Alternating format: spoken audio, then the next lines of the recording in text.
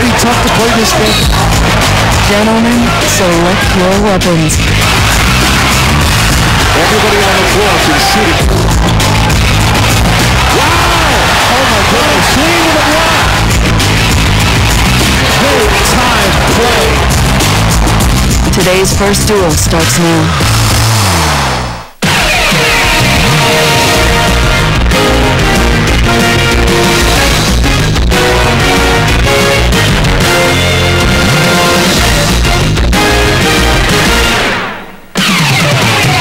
Coming up next, it's high noon on ESPN as number 6 Arizona battles number 5 Illinois. Then at 7, it's Snyder versus Alfred as Missouri takes on number 25 Iowa. Also at 9, Tulsa heads to Lawrence to battle number 8 Kansas. And at midnight, number 18 Cincinnati goes to Las Vegas to take on UNLV. Also at 9:30 on ESPN2, watch the Oregon Ducks battle the Auburn Tigers. Now, let's go live to the United Center for today's first game, Arizona versus Illinois. And it is high noon. The only thing we don't have is Gary Cooper, because we will have a shootout here this afternoon at Chicago, number 6 team in the country against the 5th-ranked Fighting Illini of Illinois. And some of the matchups will be great. Lauren Woods, his second game back from suspension. He's ready to go. Jason Gardner at a career-high 25 the first time these teams met. Michael Wright's playing back in his hometown. Frank Williams, 27 the first matchup between these two teams. Marcus Griffin coming off a sensational game against Seton Hall. And Corey Bradford should set a consecutive 3-point record in this one here today. Those are some of the things to watch. And we welcome you to Chicago, everybody.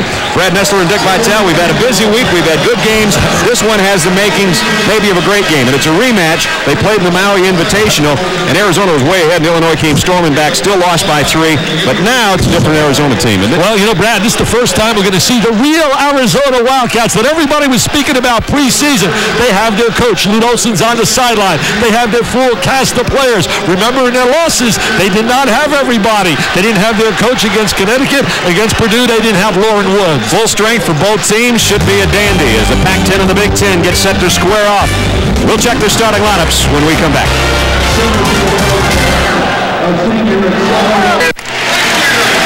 In the house that Michael built, United Center in Chicago, Michael shook up this city this week by admitting that had they not split up the team, he might still be playing in this building. Number 6, Arizona. Number 5, Illinois. The 5th matchup this year of top 10 teams set to square off, and we haven't even reached the Christmas holiday yet. Let's check the starting lineups and the matchups. Here's how they look. Jason Gardner against Frank Williams. Dick, that might be worth the price of admission right there. Well, 2 of the best 5 point guards in America. Both guys have the unique ability they can score and put points on the board. Arenas and Bradford, 2 great outside shooters, can really fill it from 3-point land. Walton and McLean up front, that's a change in the lineup for Arizona. Well, you know, Walton will bring the dimension of being a great passer. They love his passing ability.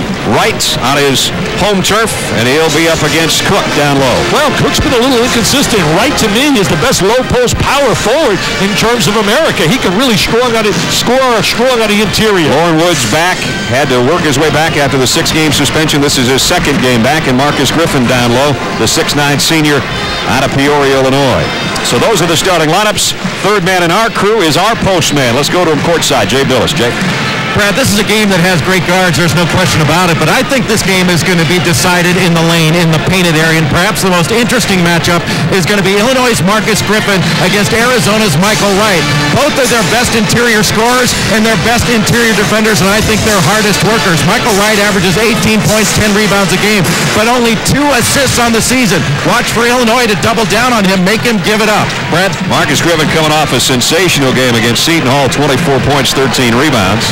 In the first matchup, they were dominated Arizona on the glass. Really got beat on the offensive boards, 18-6 at one time, but that was without the presence of Lauren Woods. Ted Hillary's got the ball in hand. We got a packed house and a vocal crowd. It's been a cold, chilly, snowy week in Chicago. We're about ready to warm it up right now. Hey, Brad, I feel the electricity. Do you? Yep. Yes, sir. There's an intensity in the air. It's unbelievable. It's like an NCAA tournament atmosphere. I was just going to say it's like a tourney game. Everybody is on their feet. Everybody already loud. We haven't even tipped it yet, but we're about to. And we're glad you're with us on this Saturday afternoon. We're underway, and Walton will drop it back to Jason Gardner. Gardner being checked by Bradford right now. Walton a great passer. And there's the look inside to right. And that's why he's playing. He's got a great basketball IQ. We wonder why. Yes, his daddy is Bill Walton. So immediately an easy bucket down low in Arizona by 2. Bradford was in a little bit of a scoring slump until overtime the other night when he took over and scored 8 of his points. Cook outside. Rimmed out. Last touch by Illinois. Nope, it's going to be last touch by Arizona. There's a good look at Luke Walton. There's Walton with a great bounce pass. The great angle on the interior. Good look. Drew defense and Michael Wright with the score. Here's Bradford. Short on a 3. And here's Gardner on a run off the front of the rim with a rebound, and he goes coast to coast. He's so strong to the basket. Very reminiscent of Duke's Jason Williams, the way they attack the basket. Those two Jasons would make a great backcourt. Wow. You know, you mentioned earlier about Corey Bradford. Good call, how he was struggling as we watch Jason Gardner right now with the super strength. He's so strong from out of Indianapolis. There's the conversion. But Bradford was 1 for 8 in the matchup at the Maui Classic. Yeah. And in a game you were talking about, he missed his first 8 shots and then hit 2 big threes to beat a very good Seton Hall team. I can't wait to see them Tuesday. Tommy Amick has done one of the great rebuilding jobs in America. So a chance for a 3-point play goes by the boards for Gardner, and it's Arizona by 4. Pete Olson's club plays that good, tough man-to-man defense. Woods, nice defense fronting Griffin down low. He's a shot blocker, shot changer. Williams thinking about that, dips it inside with a pass instead of taking the shot, and now a scramble on the floor, and it will stay with Illinois. Their philosophy, Illinois, is to attack Lauren Woods. That's what Bill Self wants them to do, attack him. Bill in his first year here, his 8th year overall in coaching. 137 wins, great seasons at Tulsa, and Oral Roberts before that. And of course, Luke's been around 28 years, 18 now at Arizona. He's starting to put Hall of Fame numbers together. In fact, Lute Olson, Jimmy Boeheim, and John Chaney, to me, all 3 guys really should be considered for the Hall of Fame. Quick hands by Gardner, almost got the steal, and now it's Griffin on the turnaround. Rebound, Gardner. That's his second rebound for the little guy. I love his tenaciousness. He's a tough little competitor. And there's a walk or a double dribble or both. Let's check in with Jay. Brad, Arizona really worked on their defense in practice this last week. They approached this, you mentioned an NCAA tournament game. They approached this like an NCAA game. It's a must-win situation. They're trying to push Illinois further out on the court, get them out of their comfort zones, and make them catch the ball a step or 2 further than they normally would. There's a backdoor cut, a beautiful pass inside by Cook, and the score by Bradford. But Bradford with that great cut without the basketball, and Cook shows some of his multiple skills. He can really pass the ball at 6'11". He's just got to get more consistent. 2 best passes now of the day have been by big guys. Walton first for Arizona, and then Brian Cook. Watch this backdoor. Oh, great right there. Freeze it. See, he's right now lost. He's lost. There's the basket. There's the layup. He's got to watch ball, you man. He got caught sleeping. Good move without the ball by Bradford. Foul was on McLean, his first.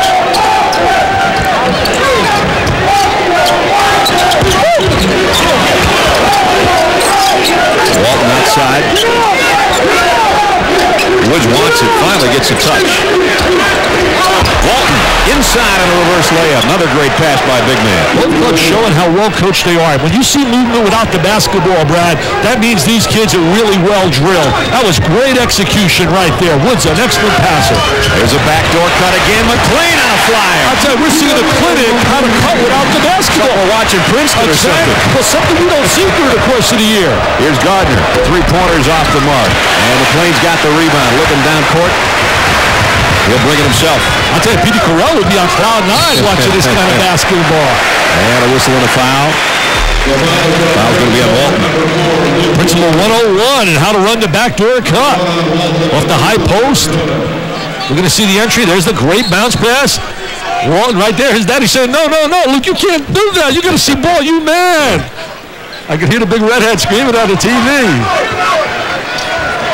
Bradford outside, guarded by Gardner. Nice entry pass to Griffin. He kicks it out. Cook for 15. And Woods with a rebound. Well, Brian Cook showed a little aggressiveness here early in the game, something we didn't see against Duke. Here's Walton in the paint. They really like Walton. In fact, Lute Olson was telling me the other day on the phone, he said, Dick, he's a different kind of player, obviously, than Jason Terry, but he provides such a spark when we bring him off the bench. So valuable, but today he is starting. And off to a good start with a great assist and 4 points. And here's a steal, turnover. Arenas going all the way by himself. Wow, what an unbelievable transition goal. They got two guards who can finalize and convert in transition. So a 6-point lead early for Arizona. We're going to see these two teams really late in the season. Trust me, when the season's countdown is in March Madness, you're going to see these clubs making a lot of noise. Got depth and they're tough. Williams has yet to take a shot. McClain in traffic leaves it off. Nice lead and a chance for a 3-point play for Cook. I really like the way Cook. He seems to be very active today, Jay Billis. Something we did not see against Duke. He was really a non-factor in 11 minutes in that game, Jay. Here's the score by Cook.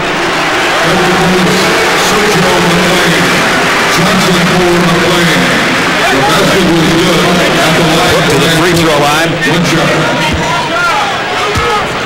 He's got a lot of talent, this young guy. I think there are three guys that have to step it up in their sophomore year if their clubs are going to make big-time runs. Stephen Hunter down at DePaul, a 7-footer as a South, and Samuel Dallenbier down at Seton Hall had a big game against Penn. He's going to have to be consistent if Seton Hall is going to make a run in the NCAAs later in March. So Cook with a 3-point play, and whistle and a foul inside. It'll be Cook with a foul, and that's his second. We want to send our best wishes. I know Luke's beautiful bride, Bobby's watching the game right now, and Luke certainly sends his best as well in his love. She's a courageous lady, a special lady. We wish you the best, Bobby. Absolutely. Luke missed the game last week, only the second time in a 28-year career he's missed a game. Was home with Bobby. She's battling ovarian cancer so courageously. Walton inside, kicks back out. Arenas up high in the paint, almost got his own rebound and then knocked it out of bounds. 15:53 remaining in a good action-packed first half so far. It's Arizona by 3. Dick and I were wearing those hats the other night in Cincinnati. 10-7 here early. Lon Kruger was here yesterday as his Hawks got ready to play the Chicago Bulls. Saw his old team members, former head coach at Illinois, and they got a win over the Bulls last night. I think right now probably, though, Illinois probably got more wins than the Hawks do. I'm not sure. Hey, I'll tell you one thing you talk about. They do. I think they really do. Jason Terry from Arizona playing brilliantly for Atlanta, scoring like a big-time score. And you know what? The Hawks have won twice this week, but I don't think they were back-to-back wins because Jason Terry has said for the Hawks that he's not going to get a haircut until the Hawks win 2 games in a row. I think his head's still safe. I'm not sure. He's been playing really well. There's a zone right now by Arizona changing defenses. Johnson checked into the lineup, as has Archibald. Here's Griffin finally launching one. Got it. Frankie Williams lets it fly. You meant Frankie Williams right there. Yes. Frankie Williams in the trifecta. A lot of patience by Frankie. As you said earlier, not taking a shot. Frank had 27, the first matchup between these two teams. Walton trying to pass inside. Johnson deflected it. Here comes Johnson and Archibald, and Gardner knocked it away from behind. Great job in defensive transition by Gardner, coming back helping. Both teams playing good defense. Quick hands. Both teams very physical, very aggressive basketball teams. Walton, great entry into Woods, and he's bumped from behind by Robert Archibald. And as Jay said to me when I talked to Jay off the air, we were talking about defense, and he was so right, talking about how they had to work on their defense. Look at him right here. Look how physical inside. I mean, they're holding him right there, Lauren Woods. But Arizona has not been happy with their defense. I talked to Lute Olson, he said against Connecticut, and in the previous games, they're allowing too much penetration, Jay. Especially the last 3.5 minutes last week against UConn. And they're really trying to push the teams further out on the court that they play. They want to get them out of their comfort zones. It's been too easy for them to launch up shots, and they're doing a much better job today of keeping Illinois out of their offense. Jefferson with the entry pass. Inside, some traffic and a walk. And Michael Wright. Michael Wright told me he left 20 tickets here. He's from the Chicago area. I think it's one major mistake Illinois made, not recruiting Michael Wright. That might be their biggest mistake of the day. Played over at Farragut Academy. He's on his home turf from high school, but he walked with it first time he touched it. And we got a tie game, 10-10. Here's Johnson for the lead for Illinois. Rebound off to Bradford. They're going to give Bradford some looks for that three-point shot. Archibald with Woods try to keep him from the hole, and he doesn't. I'll tell you, Archibald and Harrington and Johnson give him some really good quality minutes off the bench. He was really big. Remember the game against Duke? Yes, he was. Illinois with its first lead after that move by Archibald. Freezer right here. See him right? There's Freezer. You see him right here. Now he's going to spin to the lane, take him one-on-one. He's going to take him one-on-one right now, breaks him down. Look at Archibald. There's the little drop step, lays it on the glass, gets the conversion. I really like this Illinois team. I can't wait till you and I do the Michigan State Illinois game. Wow. Be huge. Up in Champaign. They only play once. When is that, February 6th? Somewhere like that. I don't know. I can't remember. I'm worried about tomorrow. Oh, and a nice dip under move. And a bucket by Wessel. Wessel got a lot of playing time last year because of injuries to Woods and also to Jefferson. He started for Woods, too, when Woods was out with a suspension this year. So he's used to being on the floor this year. Bradford, this is a new record. If it goes, there it goes. NCAA record, that's a 74 straight games with a three. And the crowd knows it. Corey Bradford buries it from about 23 feet out. And Archibald and Lucas Johnson, LA cheerleaders, get this crowd going. We're going to stand it all here, baby. Look at them, they're jumping in the aisles. Breaks the record set by Wally Lancaster of Virginia Tech. A new three-point shot record, and that monkey's off his back now. He can go ahead and play. Here's Griffin inside. What a great look by Frankie Williams. Excellent two-man play. Williams inside to Marcus Griffin, who said, hey, I can't wait to play Arizona. He said, bring on Lauren Woods. And the Fighting Illini have fought back now and lead by 5, their biggest advantage. They were down 21 against Seton Hall, as you said earlier, last week, and came back and won that game in overtime. Williams runs into Gardner, and that'll be Frank Williams' second personal. That's Bill Self right there, talking to Mr. Bova. Now take a look at Bradford. There he is, squaring his body. And that's the record right there. 74 threes. 74 consecutive games that he's made a three. That's pretty phenomenal when you think about it. That's basically going 2.5, 3 seasons without ever going a game without missing at least making 1 3. And as we said, it took him until overtime the other night. He hit a couple in overtime, but tonight the second shot he takes this afternoon drops. He missed his first 8 against Seton Hall and made the last 2. Gardner with a long bomb, and it rolled in and out. Rebound still up for grabs, and I mean for grabs. Arizona comes down with it. Wessel outside, got it. So there's Wessel's versatility. He can step out and make the 16-foot jump shot. So Illinois by 3. What a schedule Illinois and Arizona have played in a pre-conference schedule in that Cupcake City, baby. Here's McClain in the paint. He's fouled. McClain's a warrior.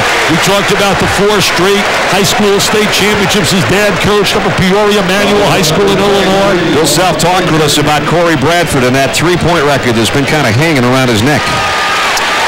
I think if you would open Corey up, you'd find that he did put some undue pressure on himself because everybody was in his ear saying, what about the record, and that kind of stuff. And whether it be subconsciously or consciously, I think it affected him.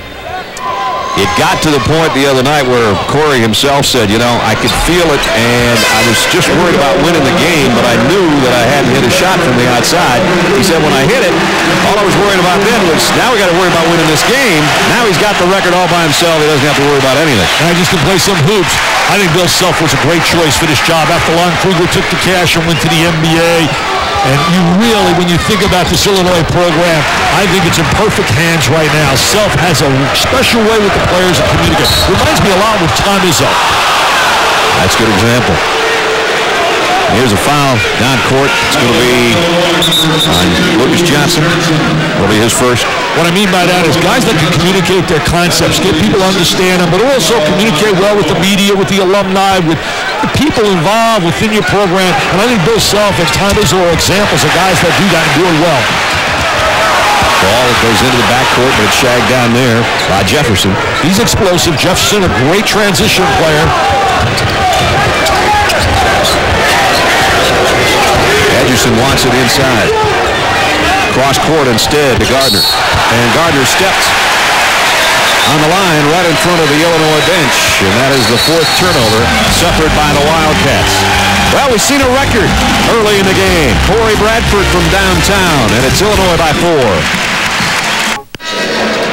Illinois, a 14-4 burst in the last 5 minutes, and they lead by 4 now here on ESPN in our first game this afternoon. Eugene Ederson checking in the lineup. Looks like a mini version of Artis Gilmore, doesn't he? And Artis played here in Chicago. Hey, he wanted to send a salute out to his mom, Susan.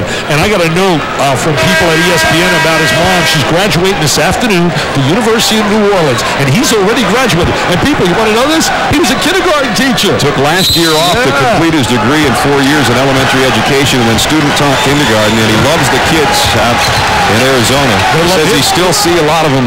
They're now in first grade. He said they want to come up and hug me on the street. He says pretty cool. I say congratulations to his mom and also to Eugene having his degree, and also we send our congratulations to Shaquille O'Neal. Shaq got his degree at LSU yesterday. I think that's fantastic, just like Stackhouse and Jameson did in North Carolina, and Michael Jordan. And Shaq says they've renamed it now Love Shack University for LSU. He said he was valedictorian at a 4.0. Yeah, just like me. 1.0 in the first year, 1.0 the second year. 18-14 Illinois after Arizona led early by 6. Harrington into the lineup.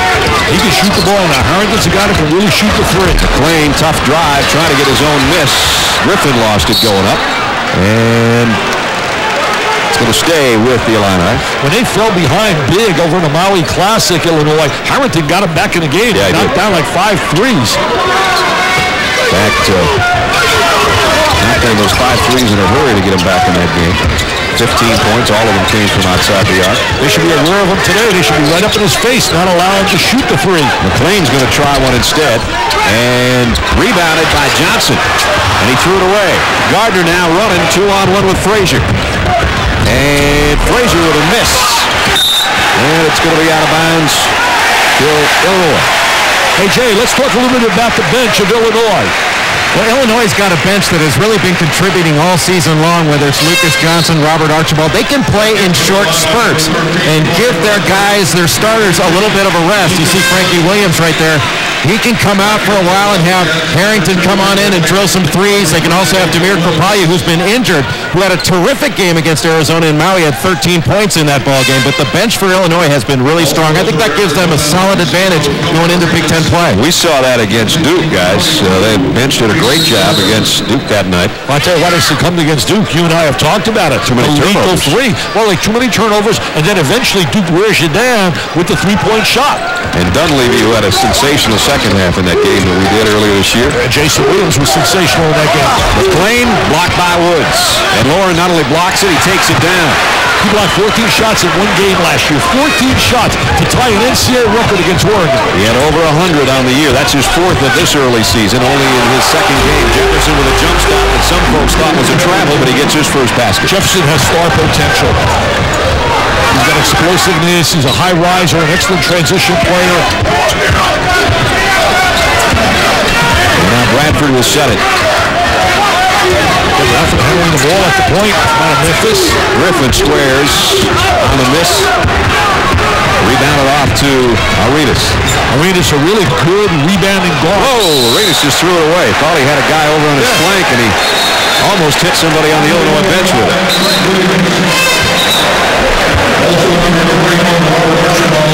Watch Lauren Woods. He's a shot changer, shot blocker. There he is, gets the deflection. Except those long arms. The truck just told me they didn't give him a block. Who's watching the game? Wow. If that's not a block shot, then I'm not here with Dick Vitale. Exactly. That's ridiculous. You know, started his career at Wake Forest, and the change was good for him. It really was. The change has helped him immeasurably. They really tried to help him down at Wake Forest. I really felt that his problem there was trying to live up to Tim Duncan. That's right. Different player now. Much more mature, more confident. There's a score by Marcus Griffin. He's got 4. He's a different player this year versus last year. Had knee surgery last year. Here's Woods down low, trying to spin on Archibald, and he walked with it. Marcus Griffin, a good low post presence. When you have low post presence and perimeter presence and have that balance, that makes you so effective. There's Marcus working on the inside. He played a Peoria Manuel as well with a little turnaround J. 3 of those guys from Peoria, including the man that's got it in hand right now. Seemed like his shoulder was bothering him. Looked like he had ice on his shoulder. And another Illinois turnover. It's their 4th. Frazier, good defense. defensive player. They don't look for him for offense, but for a lot of defense. Let's see if Woods tries it offensively again. He tried a spin move on the baseline last time. This time the fadeaway's off the mark. Tough rebound underneath. And losing the ball is Michael Wright, and now a pileup of bodies, Ted Hillary included. And as they unpile bodies, it's going to stay with Arizona. Reminder, Monday Night Football should be a beauty. The Rams and the Tampa Bay Buccaneers, a rematch of the NFC Championship. A win by either clinches a playoff berth, and that'll be a dandy 9 o'clock on Monday night. I had to get my season tickets up for that game. I was going to go to that game, but you and I are going to be in New Jersey. I got to be there Monday night and get ready for the game on Tuesday, but that should be a great one. But I'll tell you this, Mr. Waters in trouble against Mr. Sapp and Company. There's already a lot of talking going on between those two teams. Saw some of that yesterday. You're going to get bullet to Michael Wright. He's got it. And he lost it going up again. Well, he did a great job of doubling down. Really super job by Bradford giving help. That's that respect he has earned. Oh, that's a gutsy pass by Jefferson, but he got it somehow inside to Frazier. Frazier misses, and it's Griffin with a rebound. That's not the kind of shot they like in their offensive system. Griffin, nice spin move. Right back to Williams. Right, nice lead with the left hand. A little bit sloppy right now. Scrappy defense on both sides, but nobody can seem to handle the ball. It's like it's 150-degree basketball, and it goes out of bounds to Arizona. Illinois doing a great job doubling down on Michael Wright, who was the MVP in the Maui Classic, so they're aware of him. Right here, watch the double down. We see them reaching in. There's the reach down by Frankie Williams. They either come down with Frankie Williams, or they also come down with Corey Bradford. 2016 Illinois. As we approach the 8:20 mark, first half. Brad Nessler, Dick Vitale, and Jay Billis with you from United Center. Big game, number 6 against number 5 in the country. These clubs can lose a basketball game and stay in the top 7 and 8 because they play such quality competition. Gardner gave up a jumper for Jefferson. Wessel had his hands on it, got it outside to Arenas, and nobody can find a hoop right now. Archibald with a rebound. Good offensive rebound position by Wessel to get that second opportunity.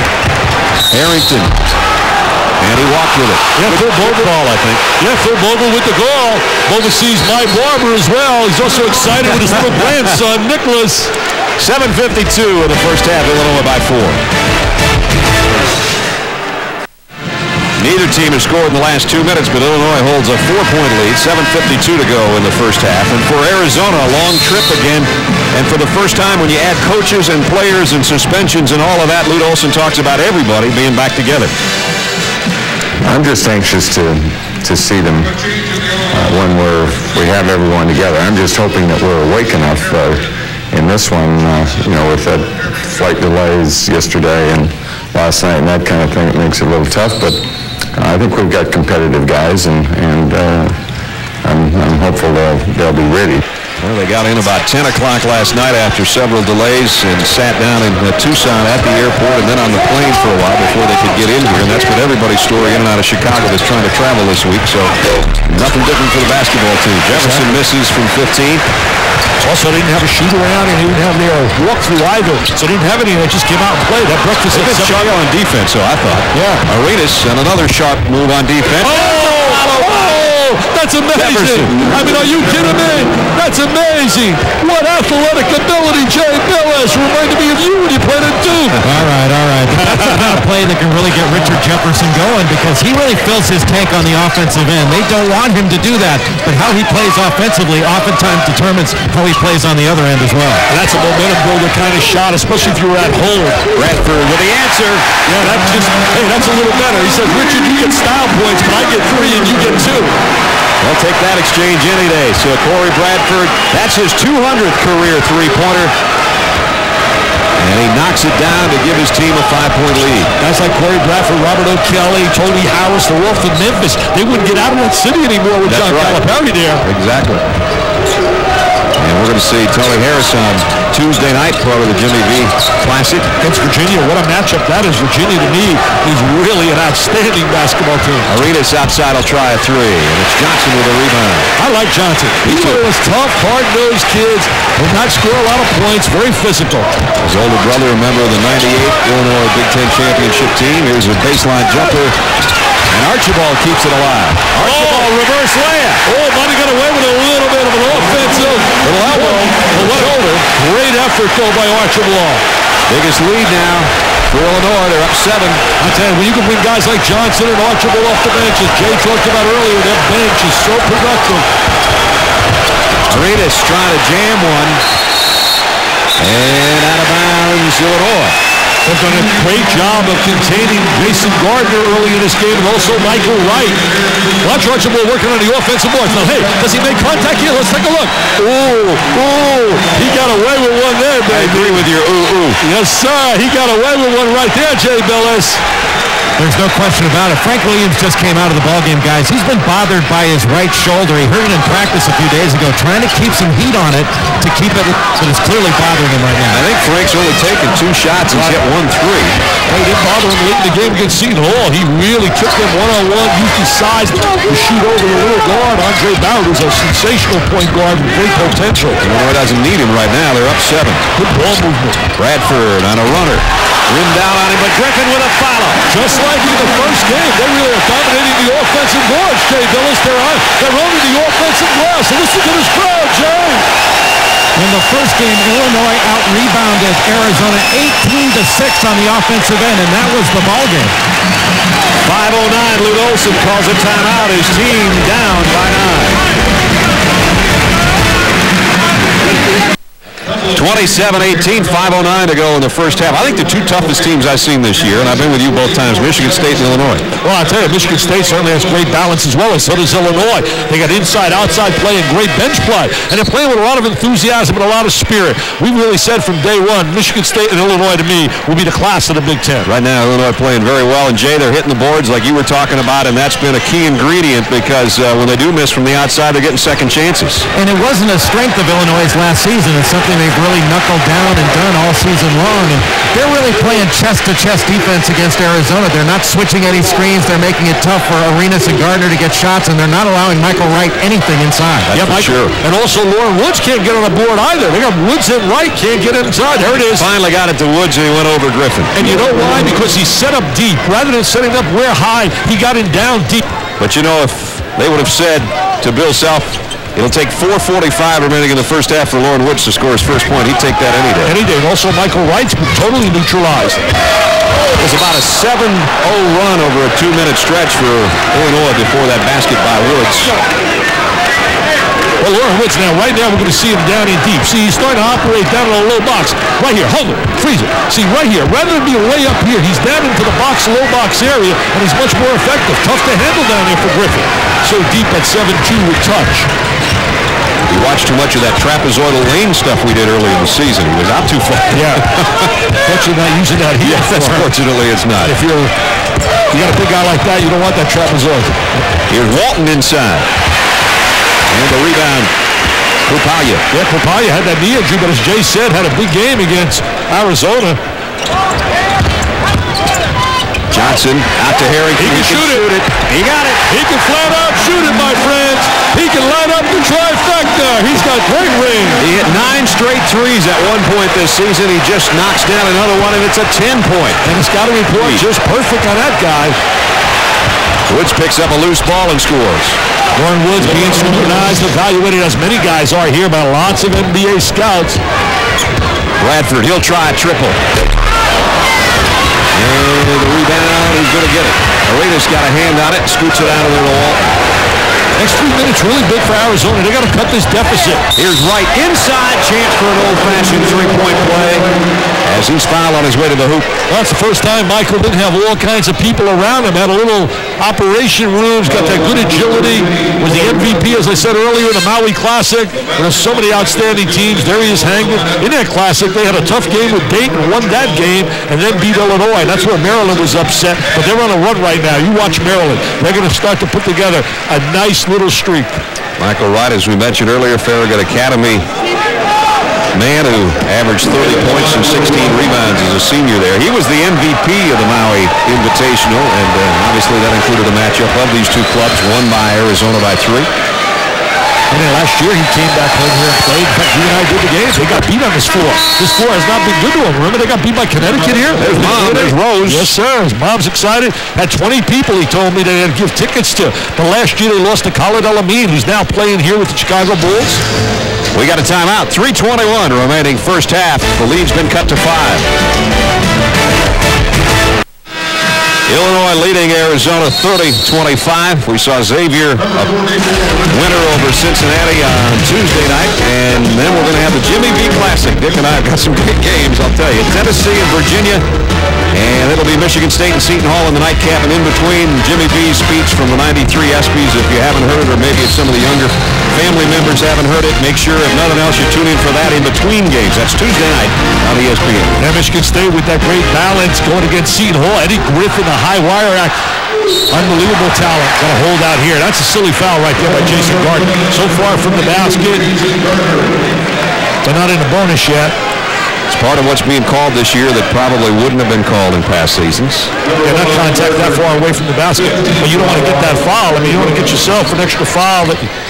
He's a good little guard. If I had to talk about the great point guards in America, stays with Illinois. A couple of Jasons, right? Yeah, Jason Williams will be right there, number 1, and Jason Gardner's right there with him as well. Jamal Tinsley from out of Iowa State's an excellent point guard. McLean, Archibald, Harrington, Bradford, and Griffin on the floor for the Illini right now with 3 minutes left first half. Bradford, nice dish down low, but even better defensive play by Gardner to knock it out of bounds and off Griffin, so it's an even better play by Gardner. Yeah, Gardner with that deflection. You know, talking about those point guards, you and I saw a great one the other night. Kenny Satterfield. Yep. In fact, if I had to do my top five, I'd put Satterfield in there along with Frank Williams. I think those 5 guys, the guys I mentioned. Your top post players, by the way, are coming up at halftime. If you don't know who they are, you'll watch at halftime with Reese Davis. Here's a bump by Griffin.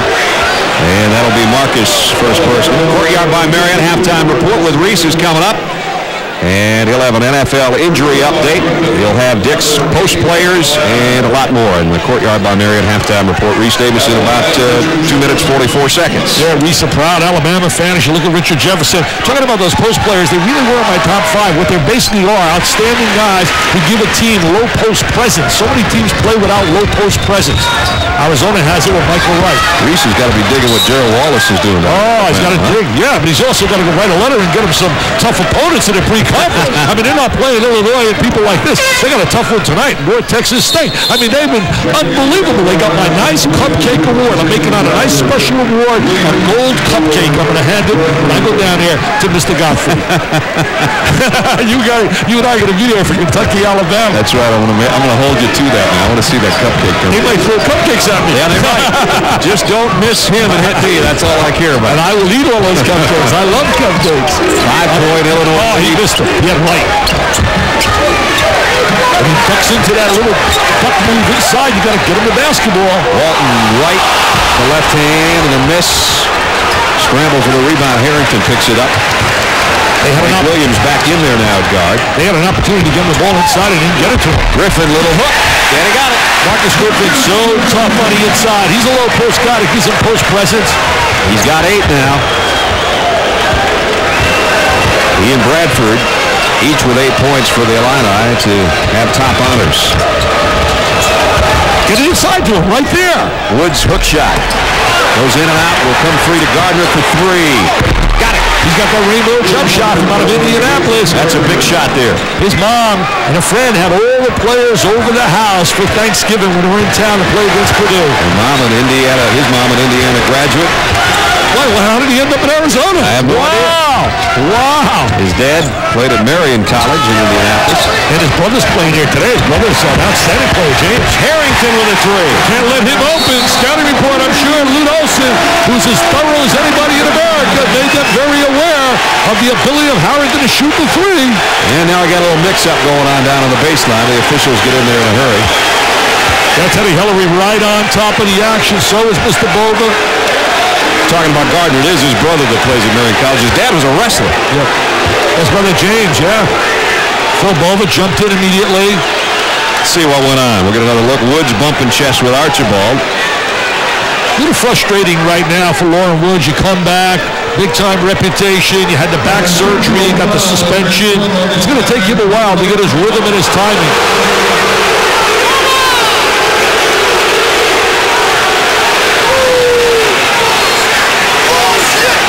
Brantley they've called an intentional foul on Robert Archibald. When the two players got tangled up underneath, he was more the aggressor until the referees blew the whistle. And part of the problem was that neither player would back off. They were jawing at each other, and neither player would just walk away, and that's when a volatile situation could take place. But the referees did an outstanding job of handling it, I thought. Hey, Jay, now the technical fouls are broken down into direct and indirect, but in an intentional foul situation where in the technicals you don't get possession of the ball, I believe they get possession of the ball here. When it's an indirect technical, there is no longer two shots in the ball. Right. It's just the technical shots, and the ball stays with the same possession that it was before. There's another look as they got tangled up, and Archibald went down, and then he got stepped on a little bit, and he thought it was intentional, so he took a swing with his foot, and then the chest bumping began. That's the kind of stuff Billis and Allery and those guys did all the time. They set the tone on the baseline. I don't think, I may be wrong, but I don't think Lauren Woods intentionally tried to kick him. I think he was just trying to find a place to put those size 20s myself. Well, Archibald grabbed onto his foot. That's what got the intentional foul, and then he kicked at Woods. That was the problem. Well, that's a big turning point possibly late in this half if Arizona scores again, because they're going to be able to cut into a big-time lead here before the break if they score again. And with the intentional foul, you get possession of the ball. Here's Wright on the turn. Got it. He's so good inside once he touches the ball in deep, and he had some move. He had some room to operate. So there's a 4-point swing, Dick. Exactly. Big 4-point. Give you some momentum going in at halftime. They only trail by 3 now. And a timeout taken by Bill Self.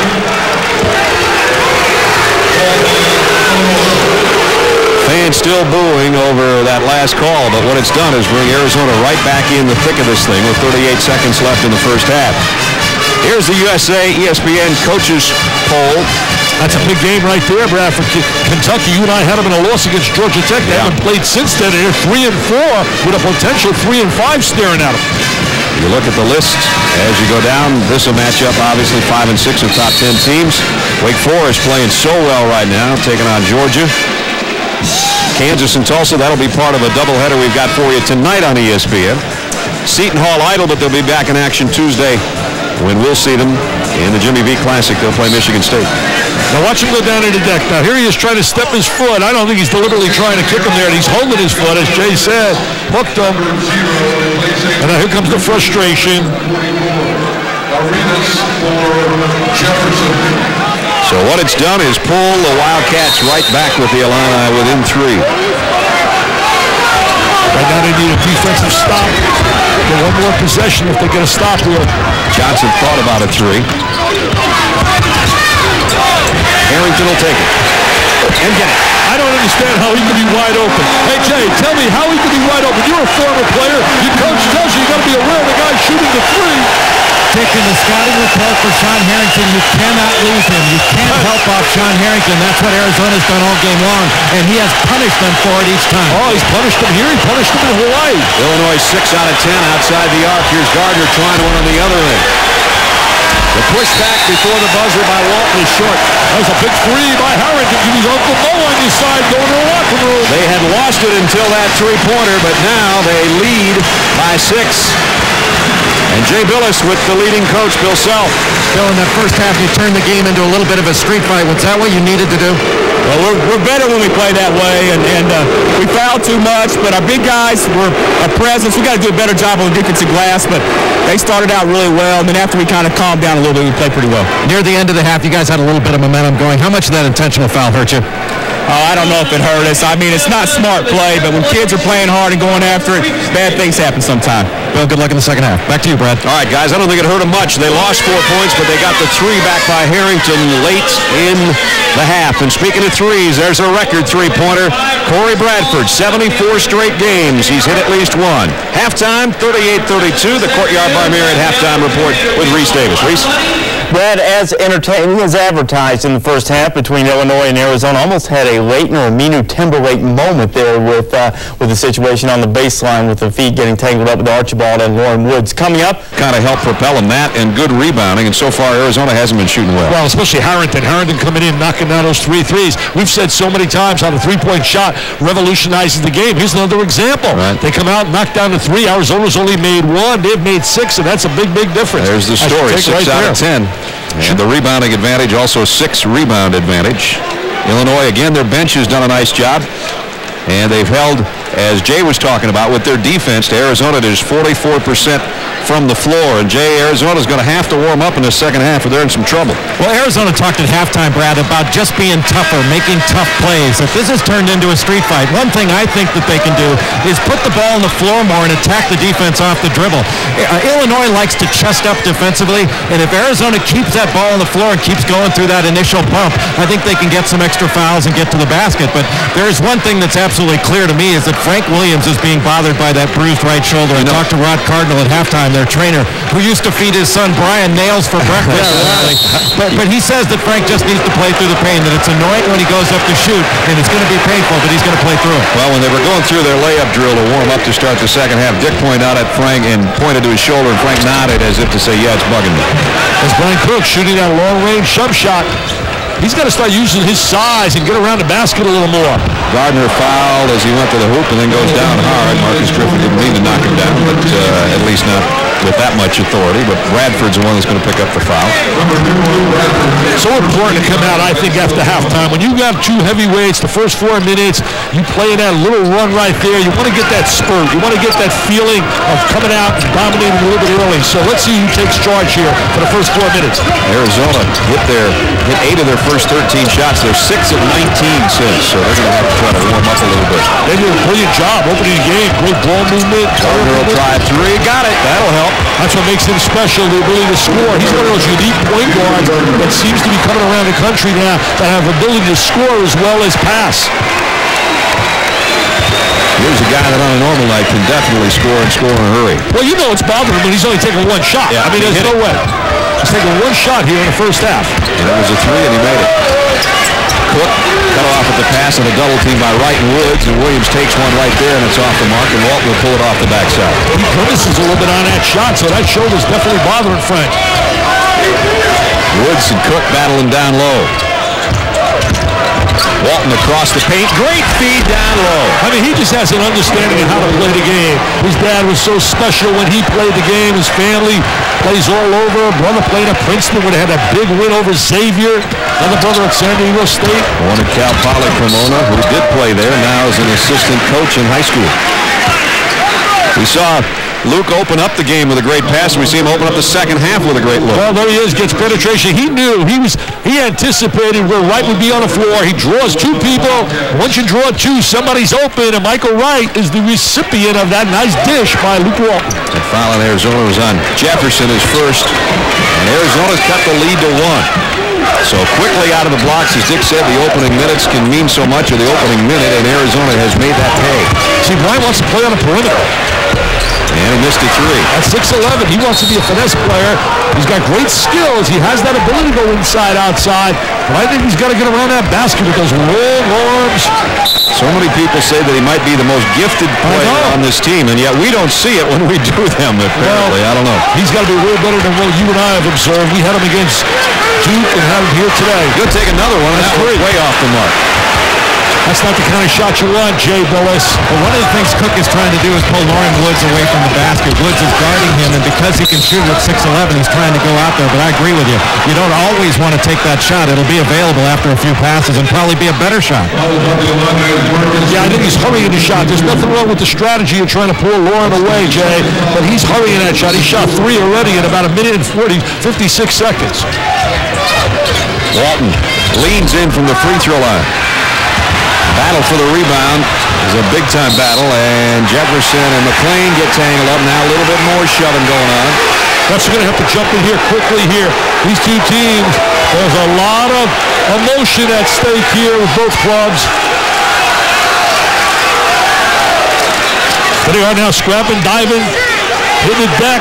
That's what you're going to see in the Orange Bowl when you make that call. You're going to see the Seminoles and the Sooners scrapping and clawing and hustling. Now you see the shoving going on between McLean and Jefferson. I'll tell you, McLean, I wouldn't want to deal with him. I wouldn't either. Wow.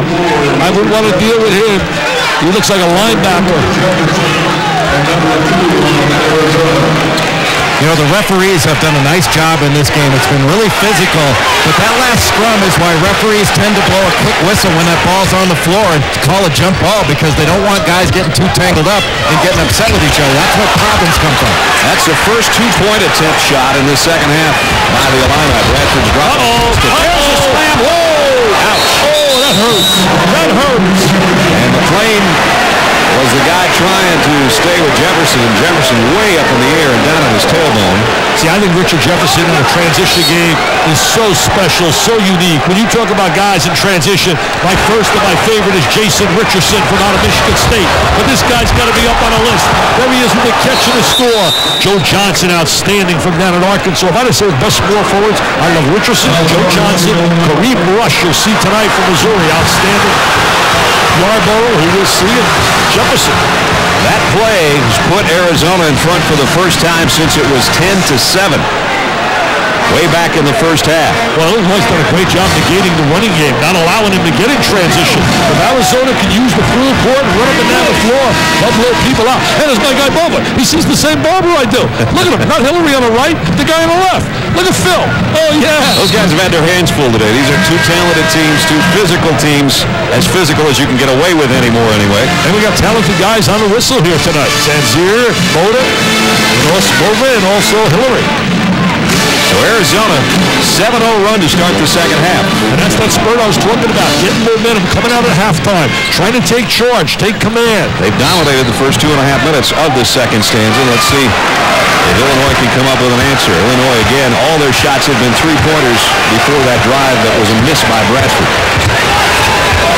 And 2 of those came from Cook, who probably shouldn't be shooting out there.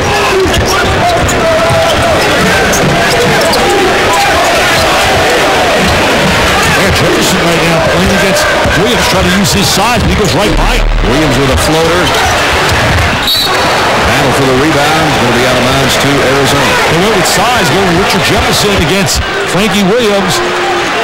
Take a look right now, Jefferson and Cook. And the wins and losses. That pretty much tells the story of how these teams go when those two play well. Cook only 3 points for Illinois so far in this one. He was a non-factor in a game against Duke. Yep. They got to have the big guy. He's too talented. Woods wants it down low against Griffin. 2 big fellas. He's got to attack the basketball, Lord. And with a left hook shot, he's fouled. And that is 3 on Griffin. It was interesting article in the paper by Herb Gould from out here in Chicago. They had all the top prospects as you watch Woods operating right here for the NBA. And they had Lauren Woods up there in the top centers along with 2 guys that definitely weren't ready, Tyson Chandler and Eddie Curry. Last night, you ready for this, Brad? High school center. They say he's going to be drafted in the top 10 in America. 6'10 and a half from right here in Illinois. Last night in a high school game, he's 0 for 7. Doesn't score from the field. There's no way in the world you're ready for the NBA. I talked to an NBA scout here now. He said, if that kid doesn't go back to college, go to college, there's something wrong. But yet, he'll be drafted on the word potential in the top 10. So much of that going on. We've seen plenty of that in the last few years especially. And it's a horrible class this year. The rookie class has been horrible thus far this year in the NBA. Tony Martin being the best. A 3-point lead now for Arizona. They need a score here. This is a big possession right here by Illinois. The Illini 0 for 6 to start the second half from the floor in the first 3.5 minutes. McLean will try to drive for something. He will foul anyway. I'll tell you why it's so obvious Frankie Williams is definitely hurting with that shoulder. I have never seen him play so passively. He's playing very passive all the time. And sometimes you got to make a decision as a coach. Will it hurt us by having him on the floor? Because he's not playing like Frank Williams. I thought they played better with Harrington in the lineup than Frank sitting with a shoulder, to be honest with you. If he's not going to be a threat. You might make me pay for that comment here in the first next couple seconds. Bradford. Oh, he got hit. He got hit by Woods. There's no doubt about it. Nolan Woods is going to pick up the foul and send Bradford to the free throw line. Davey Olden tried everything down Wake Forest to motivate Lauren from out of St. Louis. And then it got to the point where a transfer was the best thing for everybody involved, Wake Forest and Lauren. They went to the ideal teacher in Lou Olson, who's a big-time teacher and organizer. Woods played at Cardinal Ritter down in St. Louis. Yeah, played with Chris Carroll on the same high school team. So Heidi White was before him. They had some players come through there and still have more. Yeah, good high school program.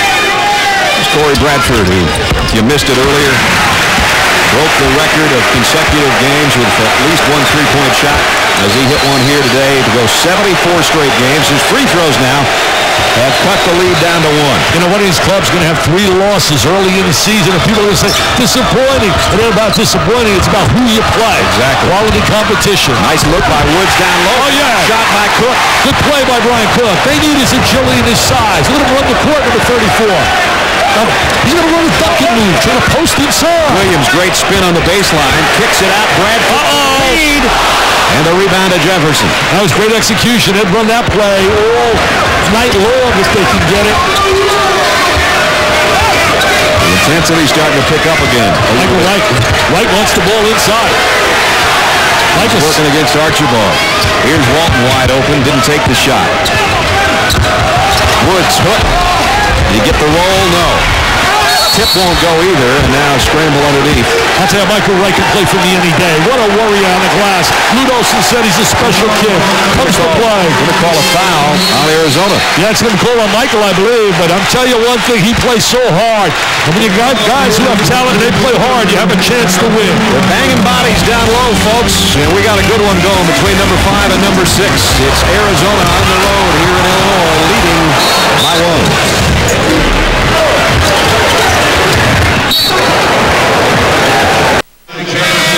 Sergio McClain limped off after that last time out. Jay, I don't know, cramp or a hamstring? He's holding the back of his left leg. I talked to Rod Cardinal, the trainer for Illinois. He said that it's just a cramp. He's just cramping up a little bit. He should be back in the ballgame. Okay. That's good news for Illinois. Yeah, he's a defensive stopper. So physical, just a winner. Kid that does all the things, the intangibles it takes to win. Illinois hasn't had a field goal since Harrington hit that 3 at the end of the first half. It's 5 minutes they've gone without putting it in the hole. See Cook again, try to take Woods away from the basket. Now they got a field goal. Yes, sir. Corey Bradford squaring his body really well. The Orange Crush jumps with joy. They went 5:27 between field goals, and Bradford nails it. Bradford nails a 3, and that puts Illinois back in front. I'll tell you, he got a great look right there. Squared his body exceptionally well. Moore's got to be aggressive. He's got to be a little more aggressive. There he is, got finesse, little jump shot. He's got to be a little bit more tougher on the interior, where he can dominate on the inside. Tied up at 43. Johnson, nice crossover dribble in the drive. Yeah, poor defensive play by Lauren Woods. He turned his back and ran away. It wasn't in a lane to give help. Walton was the guy covering him, but he was hoping somebody had his back. Yeah, see, Lauren knows he's an experienced player. You got to see ball, you man. You got to watch the ball, and man, he turns his back, and it's a clear out in isolation. See right here, look at he's facing this way. He has no vision in the basketball. None. Look, right there, no vision in the basketball. And they clear it out, and now he comes too late, and they turn and they score. That's a no-no. Nice little body screen there by Archibald, too, to keep that path open for his teammate. There's Richard Jefferson suspended for that one game. Gardner kept his foot planted. Folks here were looking for a travel, but he kept his tiptoe there and didn't go up. Missed the shot anyway. That was a good rebound right there by Brian Cook. He's dying to make a 3 out here. He's dying to make one.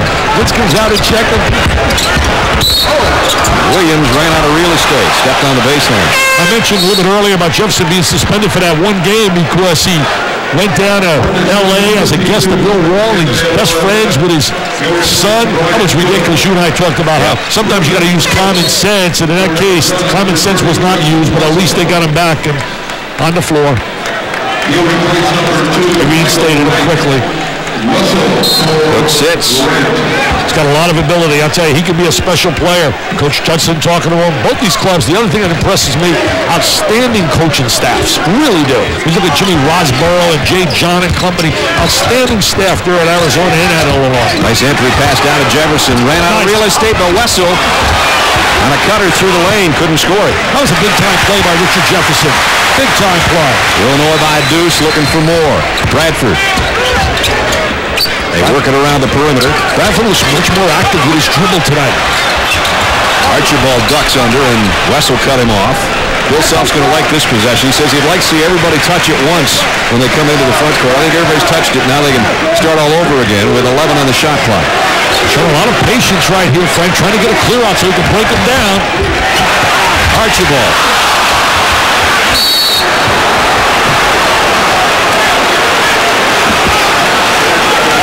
sure to get the complete and final word in college basketball with college hoops tonight, Tuesday, Wednesday, and Thursday at midnight. You can turn into ESPN for all the latest in hoops. Our man Jay Billis is the main man there.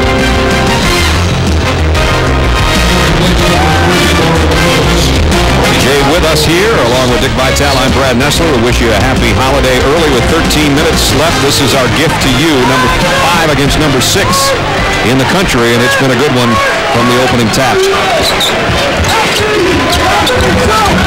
Michael Wright sitting down in the post. They missed him. He had him. Had him a little situation. You got to recognize when to get that ball in. Oh, this try. Johnson holds his ground beautifully. Yes, sir. Johnson, he comes in. He makes things happen defensively. He gets more forwards than anyone. That's the first turnover now since 9:41 remained in the first half to go against Arizona. Look at Michael right here. Oh, freeze it. He said, please give me the ball. Look, I'm open right here. Give me the rock. Give me the rock. Give me the rock. They don't get it to him, Brad. I know you're hoping to get tonight to your big party with your beautiful bride, Nancy. Hoping to make that bird out of here in Chicago. We're doing a little weather praying here today. Oh, we are planning. We got an escape plan unreal. Make a 2 o'clock flight. It's going to be incredible. Illinois by 2, and they go to the free throw line as Arenas picks up the foul. Arenas has really been under control here. Has not been able to get out of transition. Yeah, he's only got 2 points also. He had 1 in transition. Marcus Griffin, part of that Peoria, Illinois connection, missed the free throw, but Archibald, nice position for the rebound, and then he lost the handle. Yeah, he put the ball on the deck, and it goes with deflection. I'll tell you, Richard Jefferson is playing very hard. He is really playing aggressively here today. Archibald will go out, and Kupaya comes in for him. That Pac-10 is going to be interesting with Stanford, a heavyweight. They hook up with Duke on Thursday night in the Peter Newell Challenge out there in Oakland. That'll be a dandy. Oh, that's going to be a dandy. They got great balance. Mike Montgomery, Mike Krzyzewski, 2 of the great coaches in America. Nice thought by Bradford. He saw Krupaya, and there was just a little bit of a crease to try to sneak a pass through. It's deflected out of bounds. Southern Cal still undefeated in the Pac-10 as well. And if they get Jeff Trepanier back, who they say they will probably around December 30th, what an addition he'll be to Coach Bibby's club. Corey Bradford gets a breather. 1 3-point shooter goes out, and Harrington comes in for him. And Harrington was the guy that led Illinois in scoring in the first half by knocking down 3 threes. Let's see if they get up in his face. They should not allow him to get a look at the basket.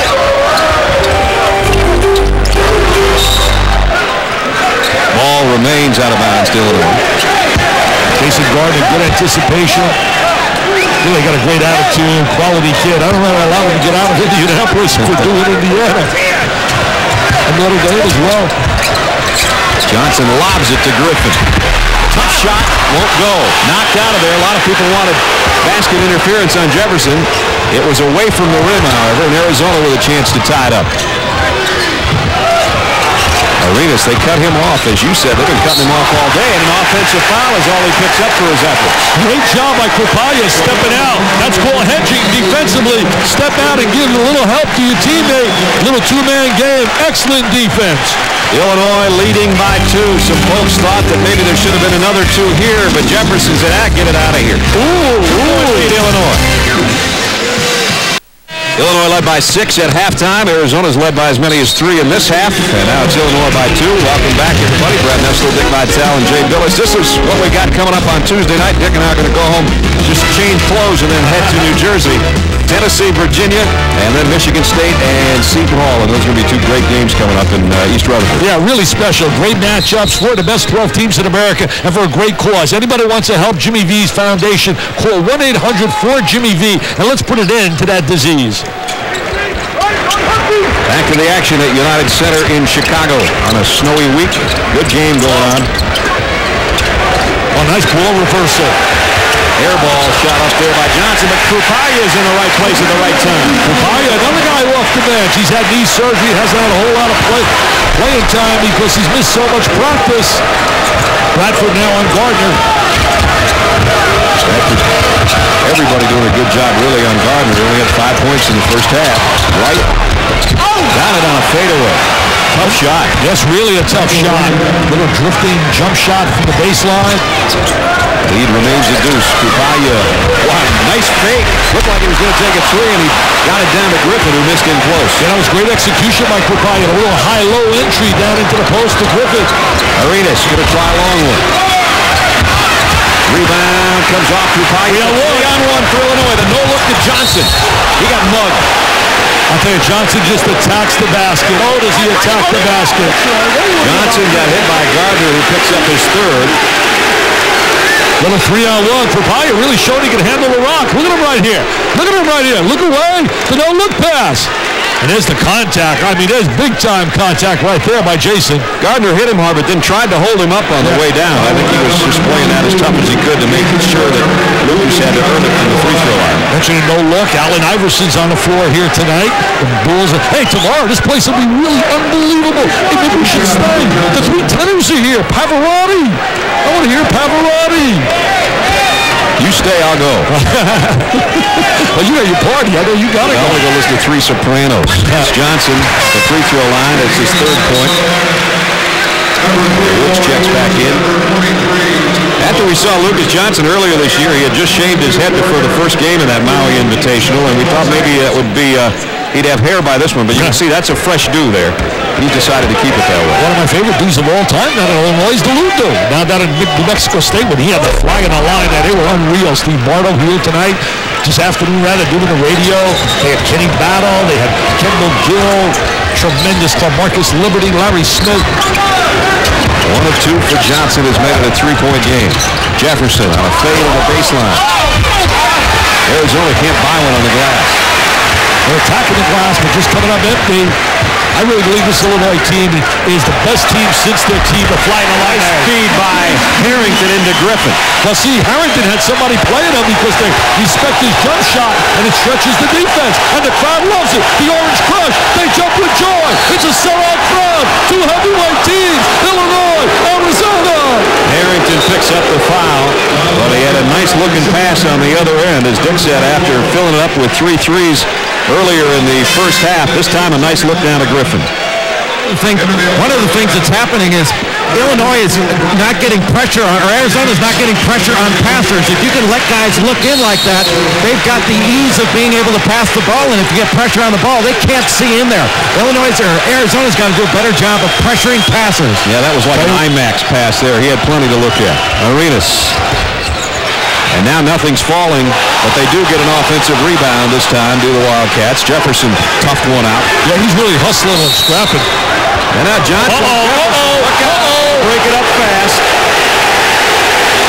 You almost feel this is going to happen. And now Lou Olsen's come on the court. He said, this is enough of this. Yeah, it's getting a little carried away out here, too. They got to take charge. Just slap a T here and there and put an end to it. I don't think I've seen Luke come off the bench and go all the way across the court in a long time, if ever. He's not happy. So both teams head to their respective benches. Intentional foul on Jay. Brad, they've got a double intentional foul. One intentional foul on Jefferson, one intentional foul on Lucas Johnson. And when Lute Olson went out to that scrum out there, he came back pointing to his head saying, that guy is crazy, meaning Lucas Johnson. I have not seen Lute Olson that upset in a long time. Me neither.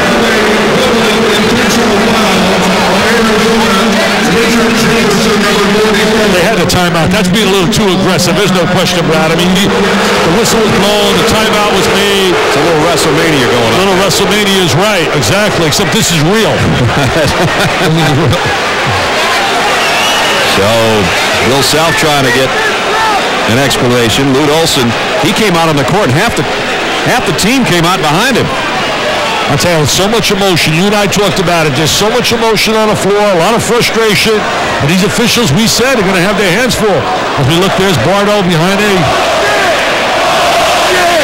And now chant going on here that I'll talk over so we can cover part of it. Brandon Dick, rarely do you see a coach ever talk to an opposing player, but that's exactly what Lute Olson did after that last play. Yeah, he talked right to Lucas Johnson and told him he thought he was crazy. Hey, I tell you, watch out, Jay. He didn't get slapped with a technical for leaving the coaching area. Yeah. I think the fans were chanting, "Go sit," I believe is what they were saying, so it wasn't what I was thinking. I mean, it's okay to be aggressive, but you go beyond the norm, then you create a problem.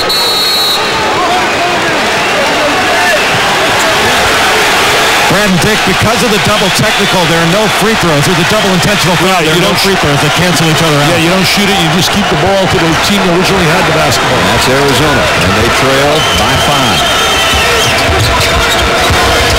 Frazier in the paint, in and out, and a quick foul on Wright as Cook got the rebound, and Wright kind of hooked him underneath. That was a silly foul by Michael right there. Silly foul. They can't let their emotions get away with them. They're going to take the drive by Frazier. There goes Frazier attacking the basket. Now here's the rebound by Cook, and there's the grab and reach in by Michael. I'll tell you one thing, this is a heck of a good crowd today. I think they've been having cabin fever here in Chicago because this isn't obviously the Illini's home campus unless they're in the grade 8 or something like that, but you can see all the orange and blue in this building. They got no winning teams in the city. They're dying to see a winner. Here's a winner. I mean, you got the Bears, the Bulls. I mean, it's been a disaster. And Cook hits from the free throw line. Hey, Jay Mariotti wrote a heck of a feature. You mentioned it earlier on Michael Jordan. Michael said, hey, if I had stayed here and part of ownership, this thing would have been rolling. In fact, he said, if I would have played and Scotty would have stayed, we'd be going for a ninth in a row. Yeah, that's what he said. Championship, rather. He said it. He said he's very frustrated. He throws things at the TV when he watches the Wizards play. He really spoke out in that interview with Jay Mariotti. Cook's first points. 16-20 left in the first half. A couple of free throws. This crowd is alive. They need to score. Lauren Wood's got to show right now his toughness. He don't want the ball inside. Wright lost the handle. They are a little rattled. Jay Billis, I want to ask you very simply.